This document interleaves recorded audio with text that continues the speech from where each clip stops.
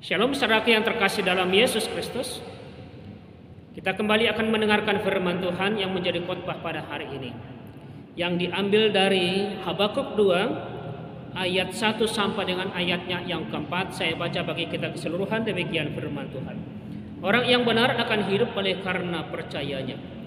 Aku mau berdiri di tempat pengentaianku dan berdiri tegak di menara.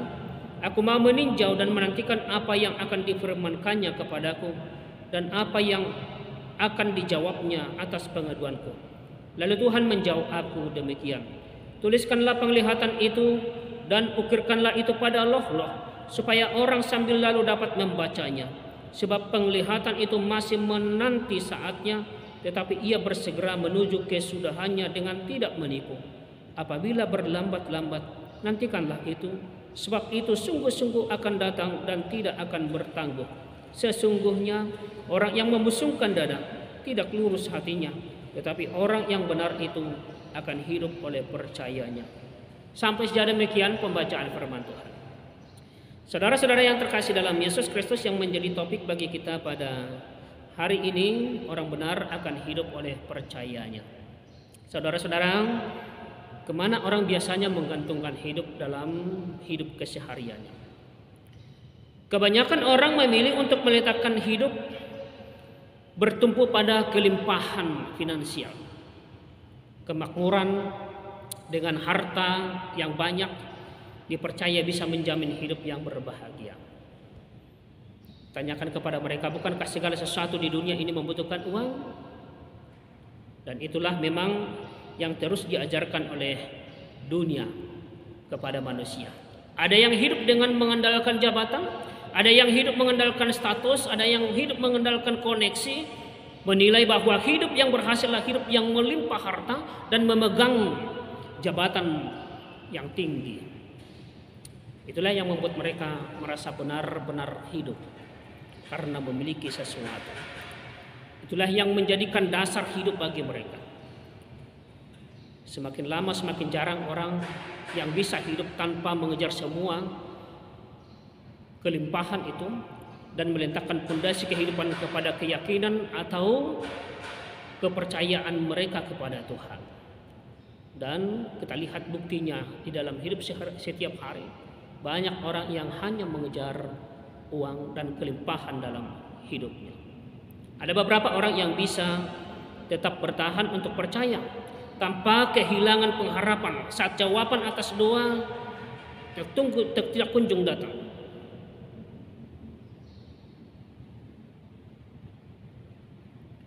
Shalom saudara yang terkasih dalam Yesus Kristus.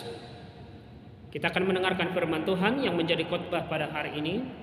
Dan firman Tuhan yang menjadi khotbah diambil dari Habakuk 2 ayat 1 sampai dengan ayat 4. Orang yang benar akan hidup oleh karena percayanya. Aku mau berdiri di tempat pengentaianku dan berdiri tegak di menara. Aku mau meninjau dan menantikan apa yang akan difirmankannya kepadaku dan apa yang akan dijawabnya atas pengaduanku. Lalu Tuhan menjawab aku demikian. Tuliskanlah penglihatan itu dan ukirkanlah itu pada loh-loh, supaya orang sambil lalu dapat membacanya. Sebab penglihatan itu masih menanti saatnya, tetapi ia bersegera menuju kesudahannya dengan tidak menipu. Apabila berlambat-lambat, nantikanlah itu, sebab itu sungguh-sungguh akan datang dan tidak akan bertangguh. Sesungguhnya orang yang membusungkan dada tidak lurus hatinya, tetapi orang yang benar itu akan hidup oleh percayanya. Sampai sejauh demikian pembacaan firman Tuhan. Yang menjadi topik bagi kita, orang benar akan hidup oleh percayanya. Saudara-saudara yang terkasih dalam Yesus Kristus, kemana orang biasanya menggantungkan hidup? Kebanyakan orang akan memilih untuk meletakkan seluruh hidupnya bertumpu kepada kelimpahan finansial. Kemakmuran dengan harta yang banyak dipercaya bisa menjamin hidup yang berbahagia. Dan itulah yang memang terus diajarkan dunia ini. Ada yang hidup dengan mengandalkan jabatan, ada yang hidup mengandalkan materi, status, koneksi, menilai bahwa hidup yang berhasil adalah hidup yang melimpah harta dan memegang jabatan yang tinggi. Itulah yang membuat mereka merasa benar-benar hidup. Itulah yang menjadi dasar hidup mereka. Semakin lama semakin jarang ada orang yang bisa hidup tanpa mengejar semuanya itu dan meletakkan pondasi kehidupan mereka kepada keinginan dan kepercayaan mereka kepada Tuhan. Dan buktinya banyak dalam hidup sehari-hari. Saudaraku yang terkasih dalam Yesus Kristus, ada berapa banyak orang yang bisa hidup bertahan untuk percaya tanpa kehilangan pengharapan saat jawaban atas doa tidak kunjung datang. Sebagian besar akan kecewa dan menuduh Tuhan yang bukan-bukan karena mereka tidak mendapatkan apa yang mereka inginkan dalam hidupnya. Kalau ternyata pil pahit yang harus diterima, maka kepahitan pun segera dirasakan. Kita hanya mau menerima yang baik, dan umumnya mau seperti itu. Umumnya manusia menerima yang baik, tapi kita marah kalau harus menerima yang buruk. Kita tidak mau melihat kebaikan apa yang akan datang nanti di balik pengalaman yang kita lalui, masalah yang kita lalui di dalam kehidupan itu. Bahwa ada kesempatan yang baru di balik semua persoalan-persoalan yang kita hadapi. Sekali lagi, kita tidak mau melihat kebaikan apa yang akan datang nanti menurut rencana Tuhan lewat masalah yang telah diizinkan masuk ke dalam kehidupan kita, masuk dalam diri kita. Itu kalau kita memang sudah benar-benar hidup sesuai dengan kebenaran. Malah banyak orang yang marah, yang menyalahkan Tuhan atas penderitaan yang telah dialaminya, yang telah menimpanya. Padahal jangan-jangan, saudaraku, sekali lagi, jangan-jangan itu akibat dari kesalahan mereka sendiri, kesalahan manusia itu sendiri. Pertanyaannya sekarang, dengan apakah hidup kita hari ini, saudaraku? Dengan apa kita hidup hari ini? Apakah kita hidup oleh harta, kekuasaan, sanjungan, dan iman? Hari ini kita akan membahas dengan pengalaman daripada Nabi Habakuk. Yang menjadi pertanyaan yang kedua sekarang, siapa itu Habakuk? Alkitab sama sekali tidak mencatat secara detail siapa itu Habakuk. Penulis Habakuk sendiri memperkenalkan dirinya Nabi Habakuk kalau kita baca dalam Habakuk 1 ayat yang pertama dan juga pasal yang ketiga ayat 1. Dan sama sekali tidak menceritakan latar belakang pribadi atau latar belakang keluarganya. Namun Habakuk berarti merangkul, juga tidak muncul dalam bagian lain Alkitab. Acuan Habakuk kepada pimpinan biduan dalam Habakuk 3 ayat 19 itu memberi kesan bahwa dia mungkin juga dari suku Lewi dan pemusik di Yerusalem. Habakuk adalah seorang nabi yang hidup di zaman yang sangat berat, yang penuh dengan krisis moral yang sudah sangat keterlaluan.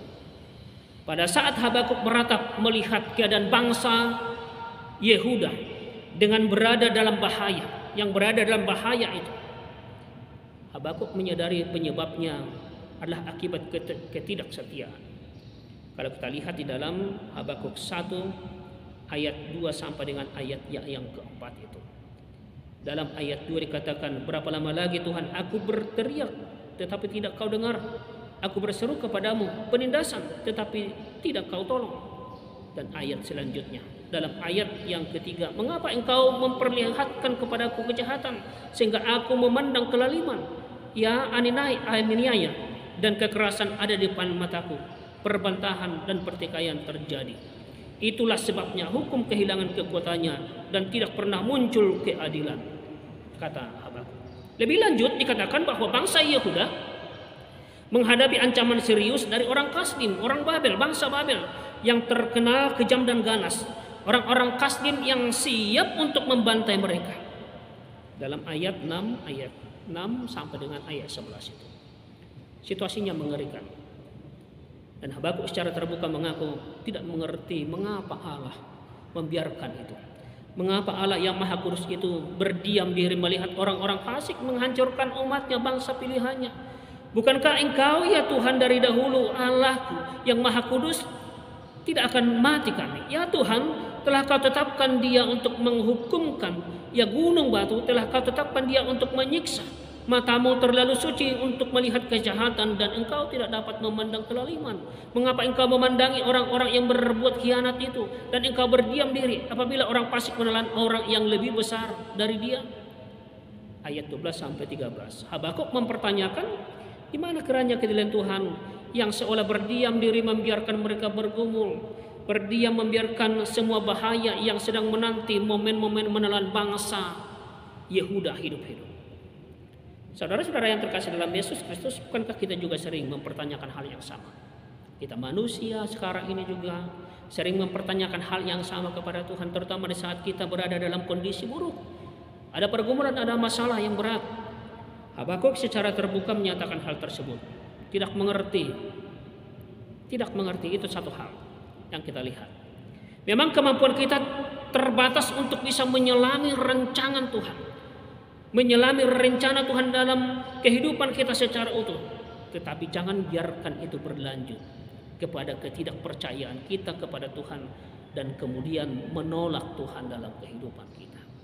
Habakuk ternyata cepat menyadari itu. Kita segera mendapati berkata, sesungguhnya orang yang membusungkan dada tidak lurus hatinya, tetapi orang yang benar itu akan hidup oleh percayanya. Dalam ayat 4 tadi, sebagaimana firman yang saya bacakan.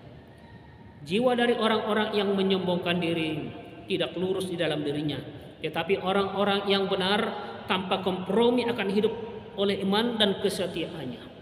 Itulah yang akhirnya menjadi kesimpulan daripada Nabi Habakuk.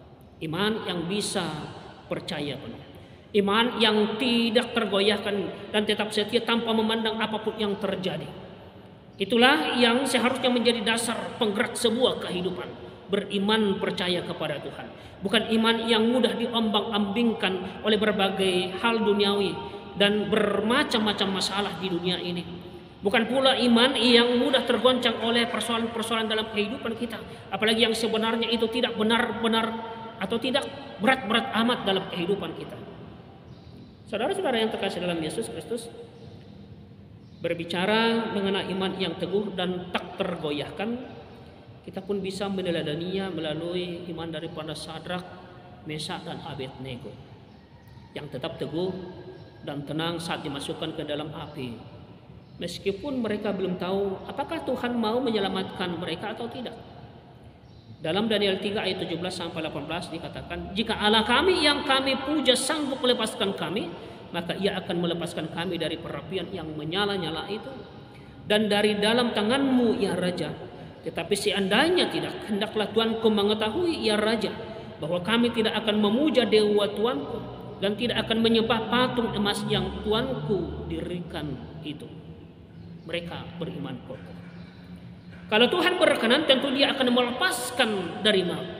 Tetapi kalau tidak pun, kami tidak akan pernah mau menggadaikan iman kami.